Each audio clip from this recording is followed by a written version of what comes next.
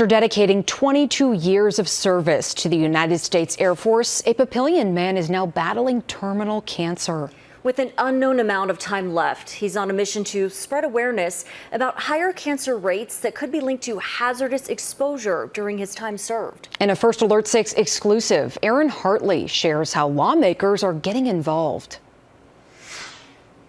7 months after retiring from the Air Force, Michael Yamzon was diagnosed with stage 4 mesothelioma. He was told he had 18 months to live.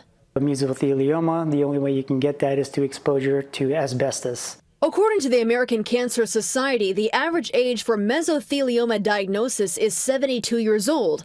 Michael is 47. Day-to-day for me is a lot of medical appointments. Completed chemotherapy back in November of last year, and since then I've been on chemo maintenance. Yamzon served 2 tours in the intercontinental ballistic missile community, conditions he describes as toxic. Essentially, these are nuclear-tipped missiles that launch from point A to point B. Day-to-day, men and women are doing this mission in an enclosed environment. The infrastructure was built back in the 60s. These materials contain carcinogenic materials like polychlorinated biphenyls, asbestos, it's got radon. The command responsible for this weapons system, Air Force Global Strike Command, directed a study into the cancer rates within the IBM community.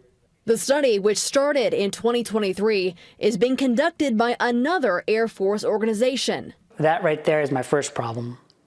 You have an Air Force problem that's being investigated by the Air Force agency, who is also potentially responsible for any mitigation efforts for any problems that they find. Now a member of the Torchlight Initiative, his mission is to address health issues affecting veterans like himself. And the registry has reported over 800 self-reported cases. But all those cases that have been logged have one thing in common, is their exposure in this missile community. That includes taking his concerns to lawmakers. A provision added by Representative Don Bacon in the House draft of the annual National Defense Bill calls for a more thorough review of conditions on the intercontinental ballistic missile.